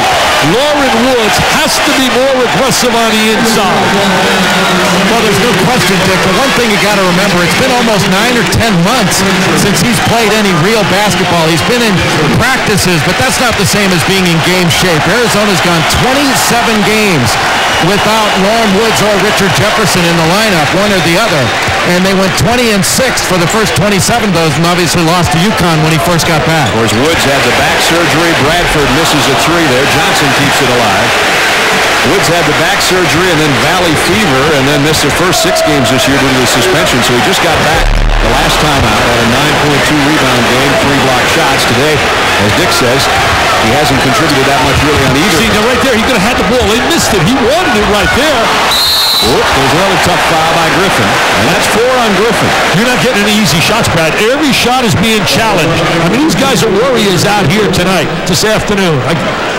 4th foul on Griffin. Now, Lauren Woods really wanted the basketball right here. I mean, look at him right here. Now, that's what I mean. He's got to do that. Right there. See, he's sitting in a post. He has got to get the ball when he wants it in that situation. So Michael Wright with 11 points will go to the free throw line. Trying to cut into now a 7-point lead. I agree about the fact that his rhythm and timing certainly has to be off if they're not playing so long. But his presence inside, he's got to make an aggressive post move like he just did there, and he'll get opportunities. He'll self-sitch Griffin with those 4 personals. Archibald comes in for him. So it's Cook and Griffin, Cook and Johnson, Archibald, Harrington, and Bradford on the floor for the Illini now. It's right at the free throw line, trying to pick up his 13th point of the afternoon. He's one of my favorites because he plays so hard. Missed it. Walton trying to keep it alive and couldn't get a handle on it. And one thing I love about the Arizona program is the consistency. Year in and year out, they're right up there with the big guys. Cook finally got him one. Yes, sir. He got one to go down. He said, see, I can shoot that trifecta. He's been doing a little better job on the inside. The strategy is stretch the defense, take Woods away from the basket. He's got range. The lead's the biggest of this half for the Illini. I just think he's got a little more balance in his game, go inside and out. Walton again, a great bounce pass and a chance for a 3-point play for Wright. Luke Walton just has great eyes, great vision, and a great feel. He's always anticipating. He doesn't react. He anticipates. He knows where his teammates are. Take a look right here. We're going to watch Walton. He loves getting into that 3-second area. He always makes something happen when he gets into that paint. Once he gets into the paint, Lute Olson has to like that. And what a consistent winner this guy has been. He's really got the court presence of a point guard. When you look at Luke Walton, he really knows where his teammates are and knows how to get the pass to him and doesn't turn it over in trying to do so. So Michael right now trying to add to his totals for the day. Lute Olson and the University of Iowa Hall of Fame for doing a great job. They played to the Final Four. Yeah, they played tonight against Missouri. They got a kid, Reggie Evans. You talk about this guy, Michael Wright, being a great power guy. This guy, Evans, a junior college guy, double-doubles every night. It'll be interesting to see what he does tonight. And Luke Recker's been scoring big for Steve Alford's crew. Yep. Recker in that 21-point category per ball game. The Green Rush can really play the forward for out of Missouri. One of the premier wing players in the nation. Mike Williams trying to leave it with a left hand inside for Cook. Got it back instead, and McClain blocked by Woods. Great block right there by Lauren Woods. Walton 2-on-1. He'll make the decision. He's going to take it himself and walk it. I thought he was going to give that little bounce pass right there, but he decided to get himself hung up in the air. It's been a tough one. A real battle going on in Chicago. And the Illini winning it right now by 6. That's WrestleMania. That's WrestleMania. That's WrestleMania. The guy's everywhere. He's everywhere. It's unbelievable. The omnipresent Dick Vitale, 55-49. There's my real part. That was a phony one there. These guys are playing like Final Four entrants. Let's say the season ended. What you have in there? I know you're going to put me on a spot like that. I mean, it's unbelievable. I like certainly Duke. I like Arizona. I like Illinois. And I like Michigan State. Stanford a little bit there on that next group of clubs. What do you think, Jay Billis? Well, I think Michigan State may be the best team in the country right now. And these two teams have what Michigan State has. They've got depth. They've got athleticism. They can shoot the ball. But they're also very strong on the glass. That's one area where Duke is not quite as proficient. And you mentioned the Stanford game coming up for Duke. It'll be interesting to see how the Collins twins do and what kind of impact they can have in that game. And you better have your Dukies in the Final Four. You better never show up to Durham again. Nice entry pass by Williams, and Cook knocks it home. I'll tell you, we're seeing a different Brian Cook here in the second half. He's demonstrating that balance I talked about. Shoot the three-point shot because he has that skill, but also go inside. He looks big time right here in the second half. Walton trying to feed it down to Woods, and a foul down low, and this one's going to be on Cook. That's 4 on Cook. So Cook and Griffin both with 4 fouls now for the Illini with 7:09 left. Well, look at Brian right now. You're going to see the great post. Freeze it right here. See, they get the lob perfect. He gets inside position here. They throw it over the top, and he seals off really well. Squares his body, converts. He's going to do more of that. Do more of that. Not easy to lob over this guy. That's at the free throw line. That was a great pass.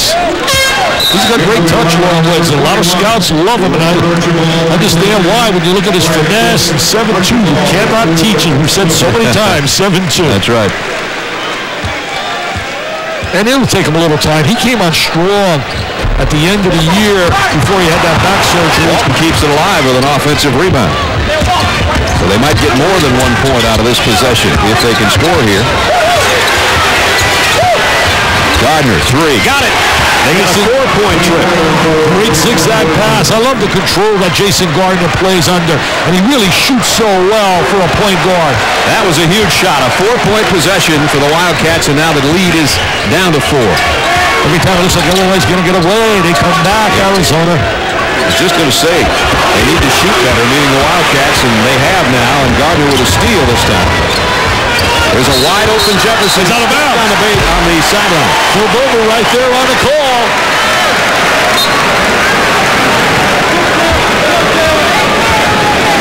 Gonna watch the zigzag pass. Now Wood's an excellent passer. Because he has that great size, he can look right over the top of the defense. That's a McNalog.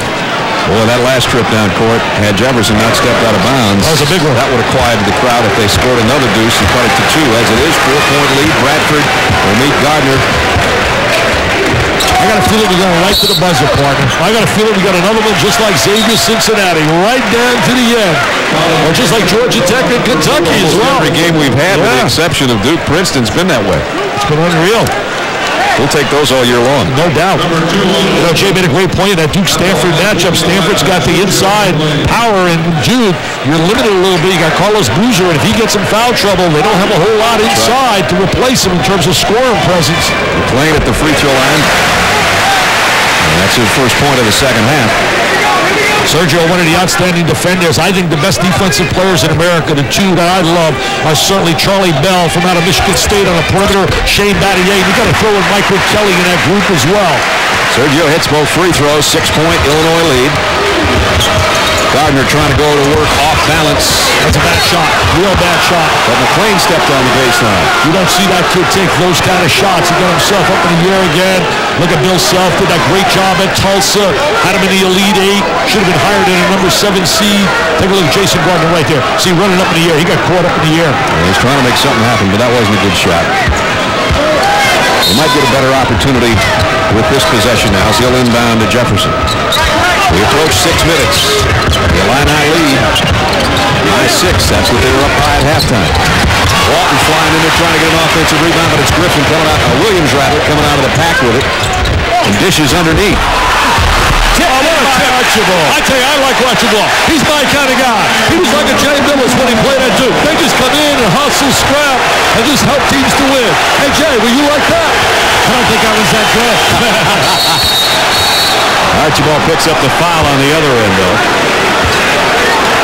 Archibald very active on the inside. He was politicking with the officials at halftime, too. You and I saw him politicking about the intentional foul called on him. Now watch Archibald here. Nobody blocks him out. Number 21. See, watch 21. Now watch him. He comes right down. There's the little tip. And he gets the touch. And he says, hey, am I helping my club? I want to be a Roll 8 special. I want to be a 6th man. He's going to make my Roll 8's team.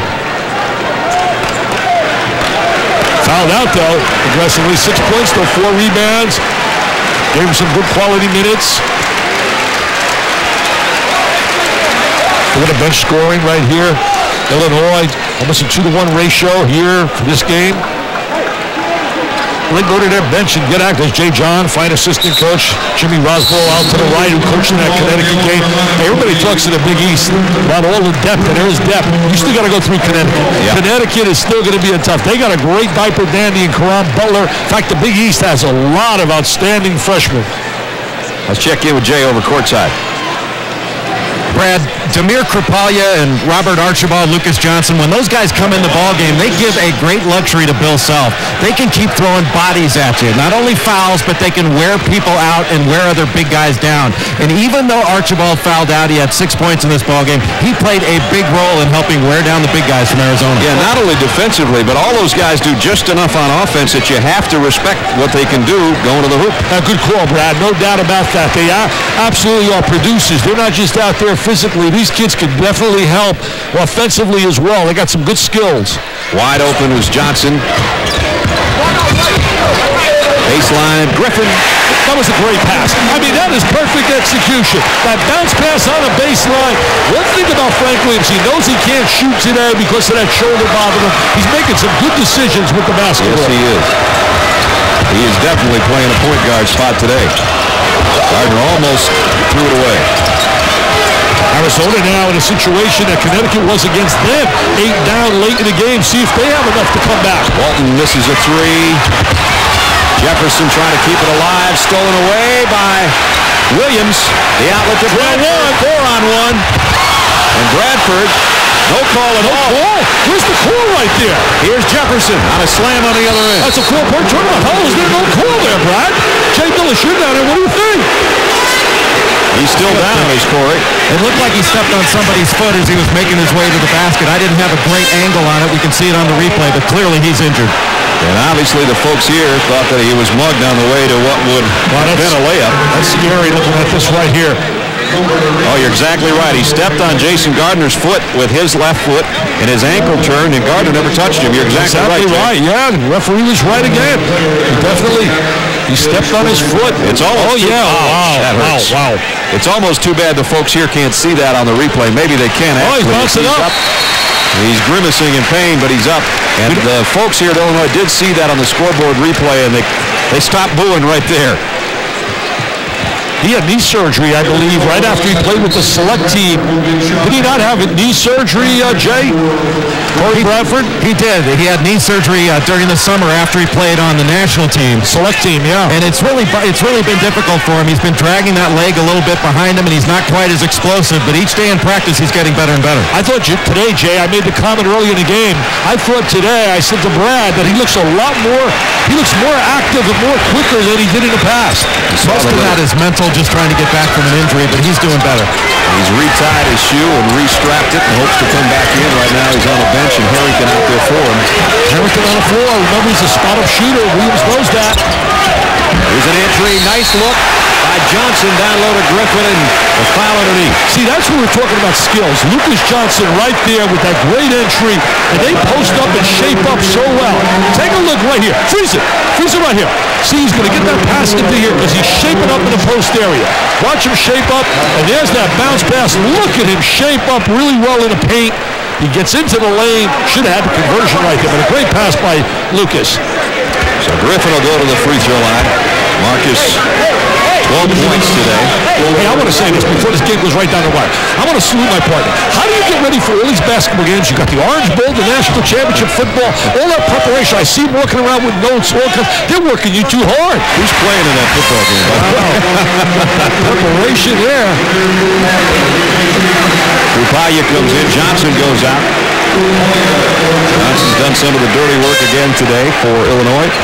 Wilson thought some of the too dirty work at times. You know, I look at Illinois and I think of Michigan State last year. Michigan State had some losses early because Todd Izzo played against everybody. All kinds of tough competition. Made them great later. Exactly, made them great later. And I see that happening with this team. They look better and better every time you look at them. Missed the second one right with a rebound. So it's a 7-point game. Now it's a 5-point game. Can he run the court? There are many wing players that can run the court like he can. He's an excellent transition player. With a reverse jam, Richard Jefferson. Jefferson now with 10. Williams cut off at the pass.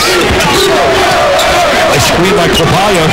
Arizona trying to help out defensively now. Double some people up, hoping to get a turnover. They'd like to get Harrington open, but Arizona's not going to let it happen. Oh, what a no-look by McClain down to Griffin. I tell you, these kids know how to play. Remember, they played in high school together. Won the state championship 4 consecutive years. That's incredible. We're under 4 minutes. Arizona is in some trouble right now. They're down 7. They were in command against Connecticut last week at this time, but Connecticut showed a lot of guts to come back. Here's a guy that's been quiet all day, and he still is. Missed the outside 3, Arenas. In the battle for the rebound, another pile-up, this time including Frank Williams.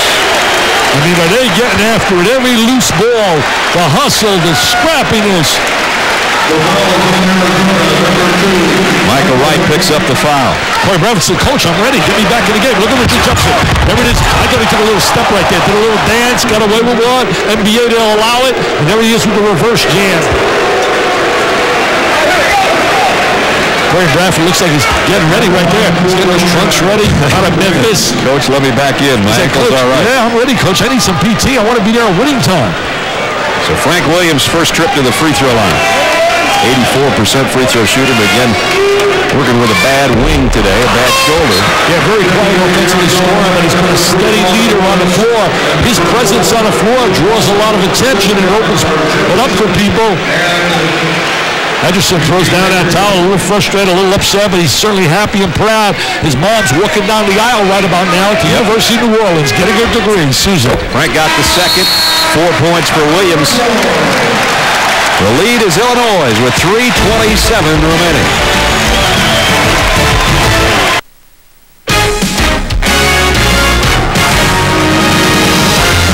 ESPN's exclusive presentation of NCAA basketball is brought to you by Philips, technology that's making life a little better all the time. Illinois an 8-point lead with 3:27 remaining in the ballgame. The last time there was 3.5 minutes to go between these two teams, you might remember, was the Maui championship game. Arizona started very hot, especially Jason Gardner had 18 points of his 25 in the first half. But the Wildcats 15 down with 3:30 to go, a 15-point lead, I should say, and Illinois kept chipping away. Then a block by Walton really helped the cause. And Illinois failed on their last-ditch effort. Arizona survived to win the Maui championship 79-76, but they had their hearts in their throat a little bit in the late stages of that game. 79-76 was the final. You see Illinois' bench did a great job in that game. Career highs for Gardner and Williams are 25 and 27 respectively, and it's going to take that kind of comeback for Arizona now to not drop to 5 and 3. Certainly the most dominant team in America at 5-3. I can tell you that.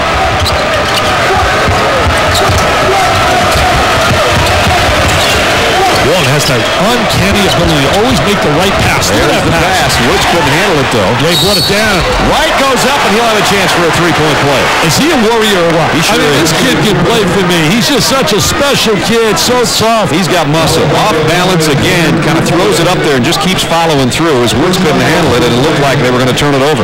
Yeah, Griffin gets the deflection on Woods. Didn't see him coming over. And Michael Wright with the scoring side. I'll tell you, talking about the Pac-10, UCLA, Steve Lavin said it the other night, been a little disappointing early, but anytime you got three guys like Capono, Watson, and certainly Gadzork, they're going to be in a run in there in the Pac-10. Michael certainly hasn't disappointed his family and friends that are here. 17 points, chance to make it 18 and try to make it a 5-point game. And the rebound, Walton fouls McClain as they were battling for that loose ball. I'll tell you, the afternoons on Saturday have not really been good to Lute Olson's club. They lost to Purdue on a Saturday afternoon. United Center hasn't been good to them either. They're 0 for 2 here, having played in the Grade 8 last year and in 97. And they lost to Kansas in 97 and UConn last year. Dick and I were here for both of those. Well, in 97 also was the year that they got that banner flying high as well. Right. 96-97 season with those great guards they had, Simon and Dickerson and Bibby, Jason Terry on that club. What a great effort. There'll be 3 number 1s. Free throw off the mark by McClain. Bradford's going to check back in. Corey, a little bit of a limp in his giddy up, but he'll come in for Harrington. Beat Kansas, North Carolina, and Kentucky on the way to winning that national title in 97. 88, they had a special team. One of my favorite players, Sean Elliott, just a classy guy. Mr. Courageous, now playing in the NBA, a kidney transplant. McClain got the second on a lucky bounce to go over the rim, and it's a 7-point game with 3 to play. Every possession now becomes a must. Oh, what a strike by Williams. You got look, Michael Wright. He's sitting inside waiting for it. Oh, bad pass, bad pass. Williams the other way. He almost gave it up. Now a scramble for the ball, and possession arrow is going to go back in Arizona's direction. I'll tell you one thing about King Richard in terms of Jefferson. He's diving and hustling on the floor. Made a bad entry into Michael Wright. Michael Wright was in great shape. He was shaping up. He was on in the post really deep. Look at the intensity of Bill Self down there from Tulsa when they produced guys like Tubby Smith, Nolan Richardson. Look at him right here. He's got great position. I mean, he's got fantastic position. Well, he's got to step to the ball, too, though. He waited for the ball to come to him, and that's a no-no. The young kids always step to the basketball. 2:40 to go. Everybody in United Center standing up again for the defense of the Illini. Warren's got to make himself 7-2 now. He's got to shape up and want the basketball, too. And McClain is going to foul right from behind. It looks like almost every possession now. It's Michael Wright. Some of you may have been paying attention to Kentucky and Michigan State. Kentucky surprising Michigan State at halftime, we understand, by, what, 9? Wow. That's when they shocked us when they went out to beat North Carolina. They got a lot of potential. The Bogans and certainly the people that they have on the floor. They got to shoot well the way that apparently they're doing that. Yeah, so far. They make shots. They can beat anybody.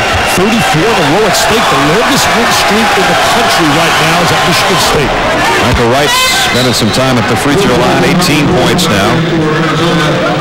That's just what he did against UConn in the win earlier this week when he had 18 and 10 boards.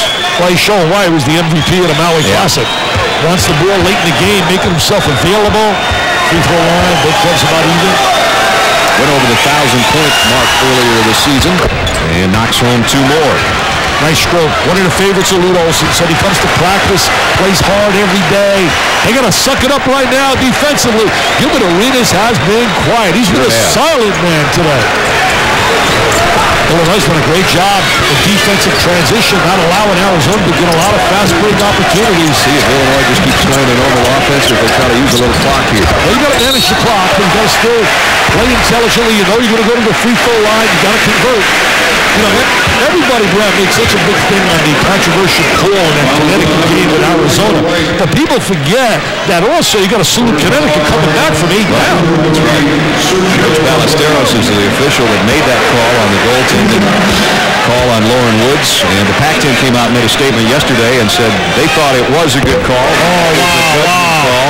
Oh, wow. No way was that a good call. I mean, he ran into 100 people, 100 for 100 went the other way. I know he's got to make that quickly, but the bottom line is it was not a good call. They said it was a quick judgment call, and it was within the realm of objectivity or of something to that effect for the officials, and that was a ruling from the Pac-10, or the statement, I should say, from the Pac-10 yesterday. Well, he's a good official. There's no doubt about it, but officials miss calls, too. We heard about the one with Tim Higgins. You and I did the game, and he called up Tubby Smith in a classy way and said, I blew it. Michael Wright leaving the court. Jay, do you know why? Yeah, he's got a cut on his left shoulder, and the trainer's going to have to take care of it. There are rules for that. When there is blood, you have to come out and get it taken care of quickly. Didn't see that. They do a little swab job up there on the tattoo area, and he's going to have to stay over there. And Walton will come in for him. They'll get him back in as soon as they get possession of the basketball. You see Luke Walton, you think about his dad, Bill, in an unbelievable performance in the NCAAs against Memphis, 21 for 22. So McLean at the line has hit 4 of his last 5.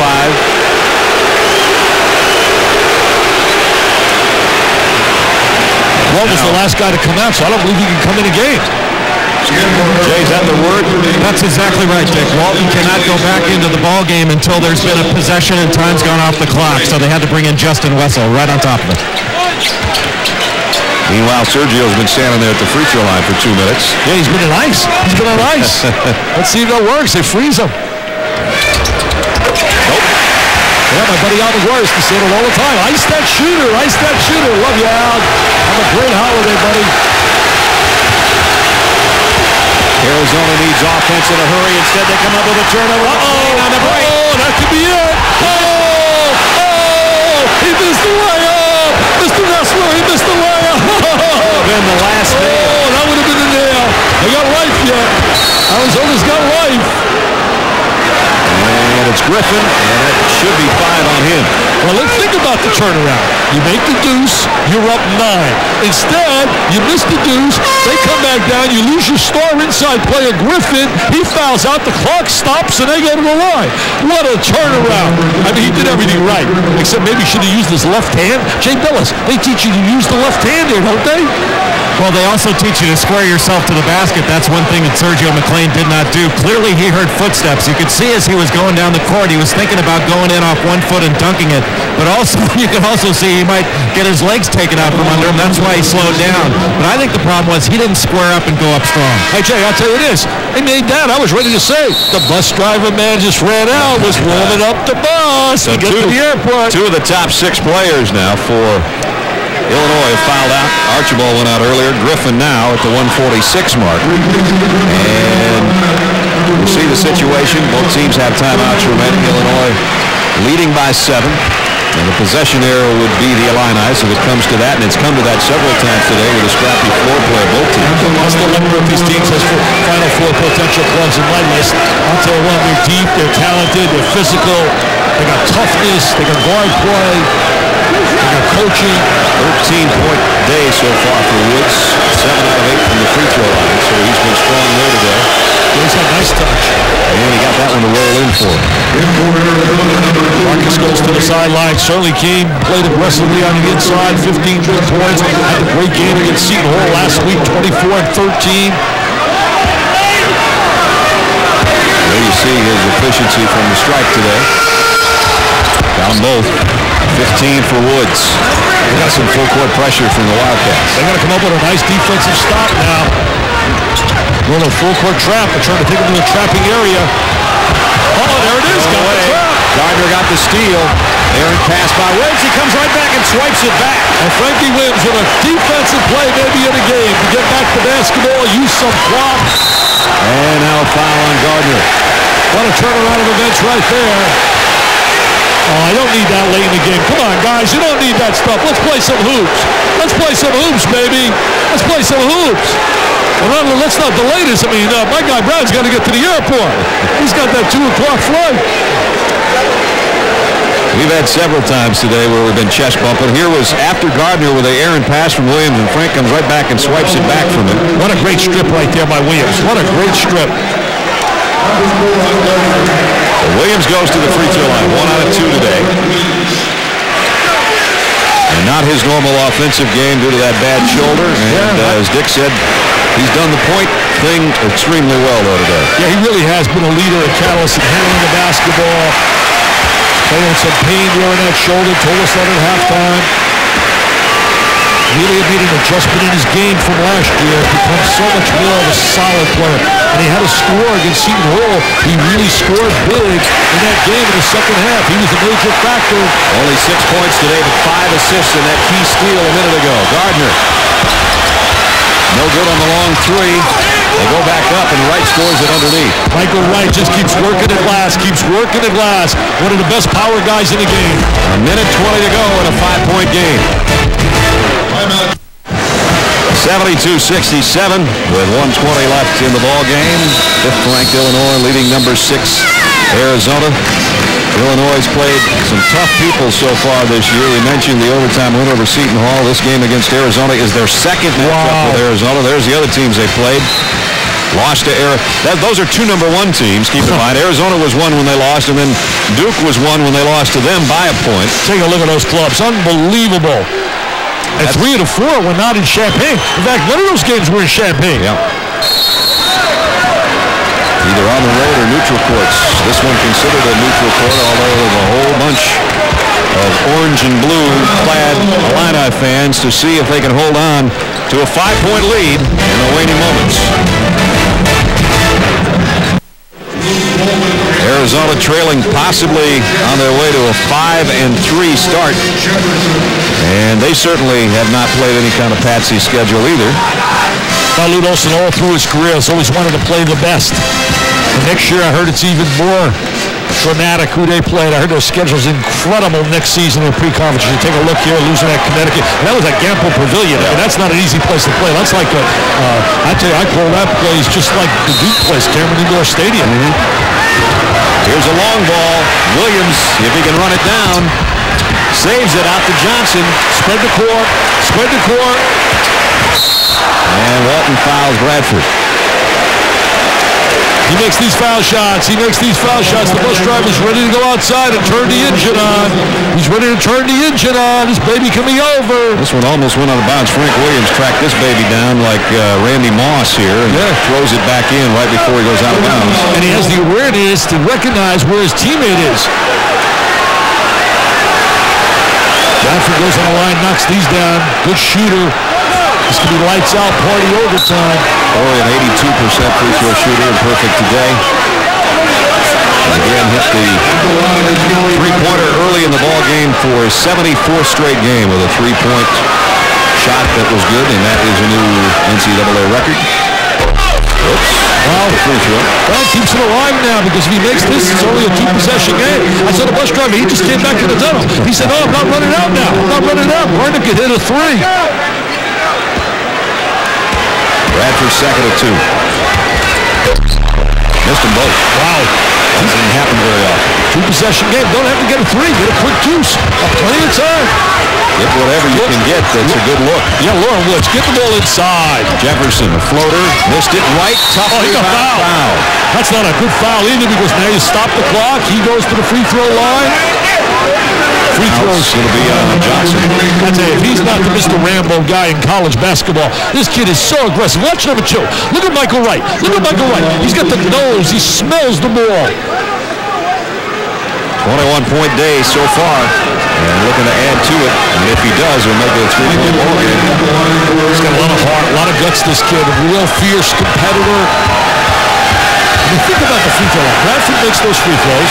McLean misses that layup. If they ever lose this game, they could think of those 2 situations. McLean with the layup.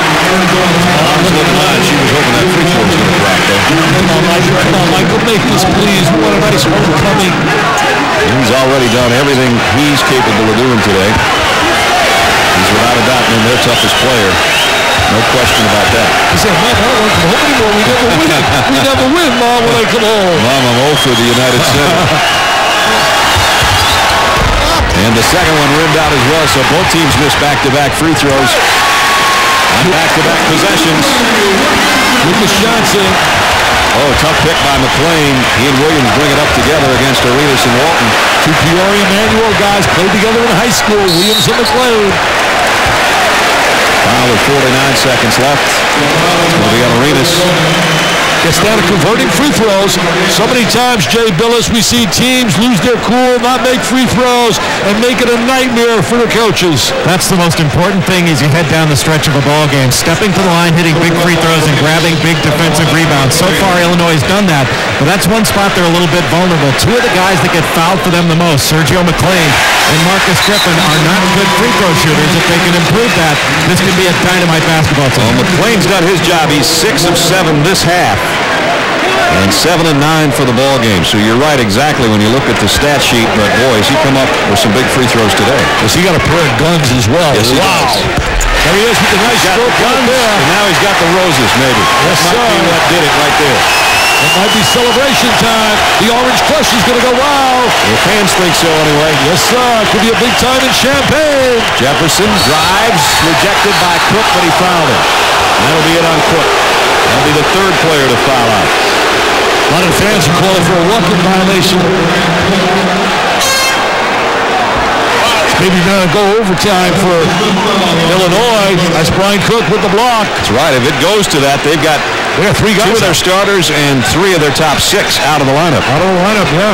He played well here in the second half. Brian Cook showed that potential we heard so much about. He's got to be a little consistent with that, as does Samuel Ballenberg down with Seton Hall and Stephen Hunter with DePaul. They use their great size.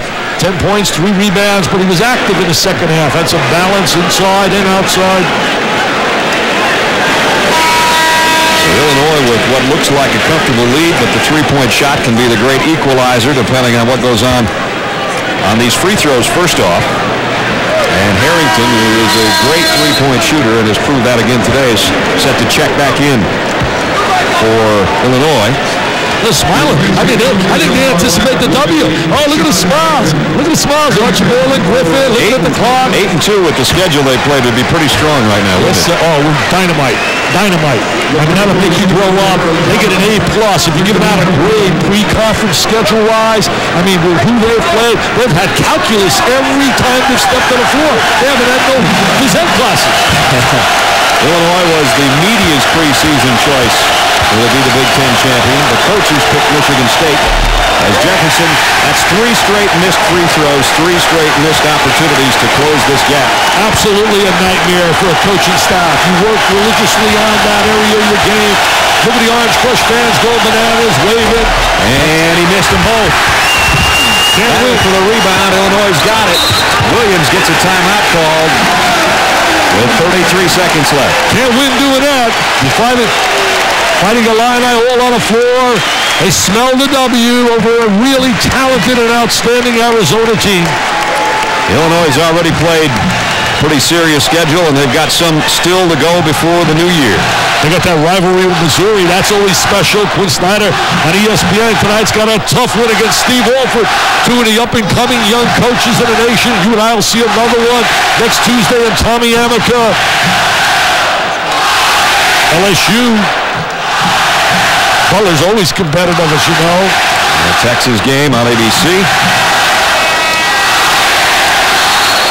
Trust me, we are going to definitely see these 2 teams at March Madness really be major factors.